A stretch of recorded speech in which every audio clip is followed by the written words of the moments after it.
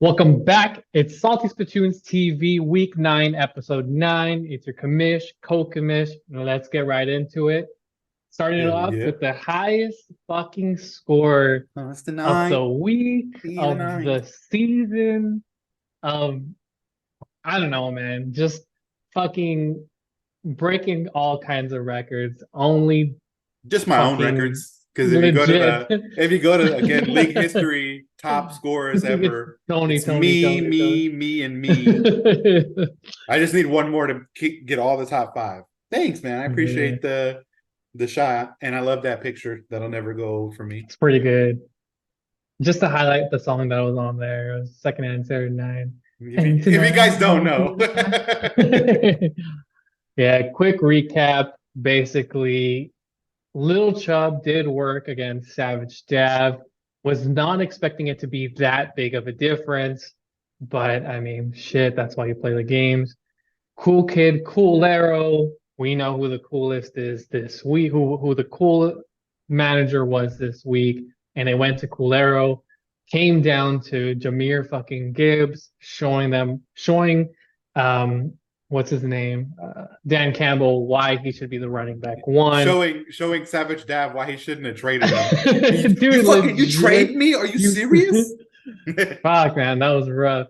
Jay Moley versus Mescal. Jay Moley narrowly inching Mescal Papi and further knocking down Mescal.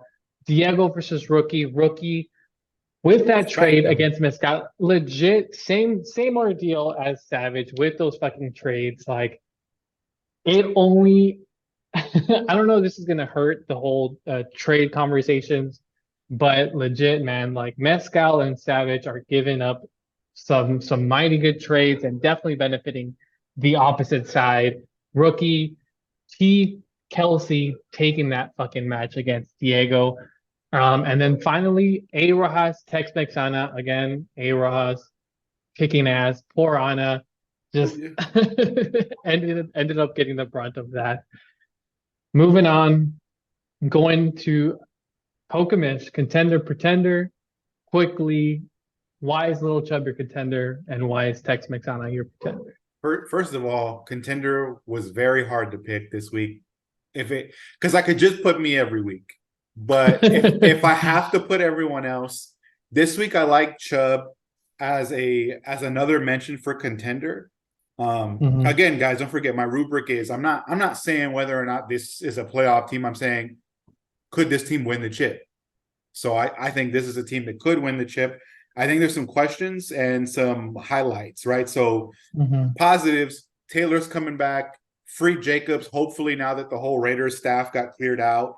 Mhm. Moore and Hawkinson and Thielen have been producing way more than anyone thought they would coming into the year.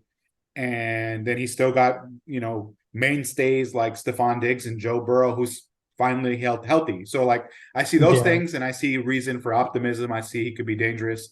Um, I worry about the depth, outside of what has he got like Pickens and then the rest of the bench. I got a lot of questions about the rest of the bench. So Yeah. he's one injury away, but I'm not going to factor the injury in just yet. But at least the upside case, I see it. He's always there scoring Yeah. high. Yeah. I made the joke. He's right around me every time, so he's up there scoring high. And then on the flip side, which is funny because like a similar problem again, the bench, right? Because if I look at Yeah. Tex Mexana, I see some really good pieces, and I see the two Dolphins, right? I see Tua and Tyreek. I see Mhm. Bijan. I see Keenan Allen. So I see some high upside players who hit well. And then I get to the bench and I'm like, well, who do I like on that bench? I mean, It's tough. London in an offense where they throw 20 times a game. I'm like, I mean, I don't like the bench either. The difference Mhm. is when I look also in the starting lineup, I see some real underproducers. I see Tony Pollard underproducing. I see Zay's not producing the way he was at the beginning of the season. You have to start Janu because your tight end's not producing as well either. So I'm like, Mhm. I see, and then the quarterback. So if you have to play Minshew, I'd be worried. So I see those Yeah. things, and I'm like, okay, well, The Dolphins have a an interesting matchup this week against KC, so we'll see how they do. This might be a high score game, and she'll overcome and beat my contender from last week. But just season long, I don't know if how I feel about this team in the playoffs. Yeah. So that's the co-commish word. Now going into power rankings, you had last week, you had Tony, Tex-Mex, Cool Kid, Savage, Chubb, and J Molly. This week, I don't need, I want to give you a higher number. Like, unfortunately, I can't really raise Ooh, you up from one. But dude, like, I just had to put top dog because you got the fucking dog in him. that Then dog. after that, it's a lot of speculation. Obviously, we're really close at like, I mean, shit, like I think there's like four teams on 4-4, two that are 5-3, and some of those 4-4 teams are going to be playing those 5-3 teams, which is going to make it even more confusing as to who's taking a playoff spot after you. So I brought up Chubb back to three. Honestly, if you were to see a projection, I think I have Chubb going from six to two to three, like all over the place, just because I mean when his team hits, it hits. Um, and again, I'm not trying to take it to that bench like you mentioned, right? Where I mean he doesn't have that depth, but his starters are hitting. Next up, rookie going from unranked to three. I've almost never done, but I think what also factored into this is not just the fact that he really dominated, but at the same time, he fucking fleeced Mescal for Kelsey. That Wow. automatically like brought him up to contender status. Like I He's don't see him not making playoffs right now. And then falling two spots, Tex-Mex. It's not so much because of Anna's team as to why she came down two spots. It's more obviously because rookie just got that much better with that misguided trade. Yep. Um, so I really had to knock her down too. But honestly, if if based on the results, I think I would have only knocked her down one if there was no trade that happened. So I think her team is still, I mean, pretty good. It's unfortunate because it's going to be competing against my team at number five. Had to knock myself down two spots because I think we both took L's this week, and then Jay Molly, I'm going to keep him in there, and just because he won, but narrowly inched against Mezcal Papi, and finally a little shit talking just because I mean we haven't done that in the contender pretender. Savage Dab is out. Yep. What is going on? I noticed Like that. it's Yeah. it's really concerning. Just kind of wanted to bring a little bit of light into that just because, hey, he's a trade king. Sorry, trade prince. It's yet to be determined if you can crown him a king just because right now it just has not. He he Not lost panned out. Chase. He lost um Gibbs. Gibbs. Obviously, like in like hindsight 2020, maybe he does foresee that Monty's coming back after the bye and Olave has higher potential. I saw that trade going either way, but after this week, guaranteeing a win for 1 week, Cool Arrow won that one easily. And yeah, so we'll just have to see if those long-term trades really pan out for him. So yeah. And then finally, match. Oh. Actually, Yet sorry, forgot. again. Look Poppy at Watch. you, Mescal. Looking at you. We're still on Poppy Watch. It's been 4 weeks since the last Poppy. A And then month, game, right? Yeah. yeah, basically. Damn, I wish I could work part time. Must be nice. Then matchups and pick 'em. Um, it's gonna What be a the surprise for fuck? you guys as to what A Yeah, Ross is gonna select. my picks did not stay. That's okay. Yeah. I'll say them as we go along. It's okay. Yeah, so I guess wanted to point out your commish, co-commish are both 4-1 as of last week. Looking pretty good as to who we've picked. Our records are not too bad, and your co-commish is or your commish is trying to catch up to Tony. So first matchup, I put it as number one because I think It has a lot of playoff Implications. Yeah. implications. Cool Kid, Tex Mexana. I think both teams are in a. I think we're both being affected by buys, and it's going to be a great matchup. I think Tex Mex takes it just because of.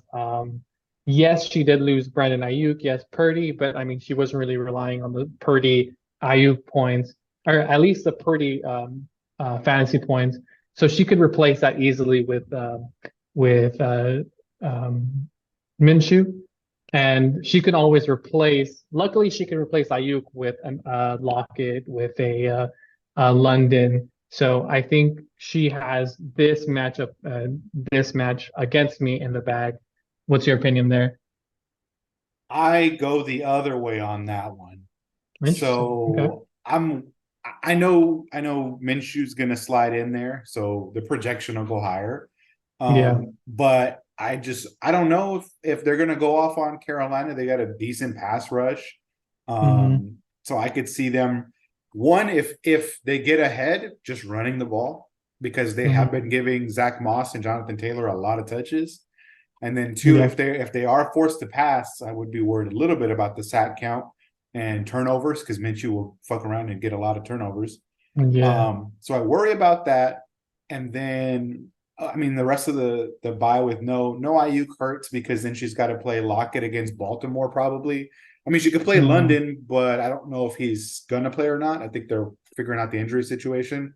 But any Seahawk against Baltimore, Baltimore is like one of the best pass defenses in the entire league, so it's not a team you want to pass on, or rely on a Yeah. pass catcher for fantasy. So I would lean you because of the weaknesses on that side, but then also I mean wheels up Baltimore Ravens. Everybody knows I'm going to keep saying it. I love the Ravens. So if you got Lamar and Andrews, and then Waddle is finally starting to shake off that rust, and Yeah. you've got the big upside swings. Brees Hall, big upside swings. So I want to be on the side of gambling where I see the big upside swings, not the more questionable floor guys. So Yeah. that's where I'm at. That's fair. Next matchup, A Rojas, Mezcal Papi. I don't think we're going to talk about that too much just because, I mean, I think we're both leaning A Rojas. Mezcal is barely getting his team together. Diego Culero. I'm on the Culero side. Who you got on that one? Yeah. We did not talk about that one much, but you're right. I would have. I'm picking me too. So, Yeah, yeah. um, I mean, Diego sorry about that. Culero. I don't think we need to talk about this one too much either. Diego's got three players right now, or whatever, Dude, I mean, it whatever it just is. sucks. Yeah, He went really heavy on the Jags, and this is definitely the week that it's not gonna. They're not. They're on bye, so it's not it's gonna even be really tough just. to get out of them. I mean, you're right. He does have a lot of Jags, but he's like everybody's on bye for him. Like he Yeah. legit has like fucking five players he can play. So I mean, he's got to do something. But Yeah. And next but matchup, sorry to cut you off just because yeah. for time issues. Oh yeah. Yeah. Got J Molly, Savage Dav. I got Jay Molly winning that just because trajectory wise, Savage just has not been performing as he should, and Jay Molly's just been on an upward trajectory. That's more of a vibe thing. I think they both have decent teams, and I think they're going to perform. But obviously, I think the difference is just Jay Molly's been on a more of a hot streak than Savage has. And then finally, rookie Little Chubb. Final thoughts there on this matchup. I would just say I'm gonna also go with Little Chubb, and I think the bye weeks are what I'm factoring in here. So missing Kittle and missing Hmm. ETN, I think that's enough to give Chubb the win. Yeah, and that's about it. Got any last words, And that's it. Like, Kokonesh? subscribe. Thanks everyone. Peace. Peace.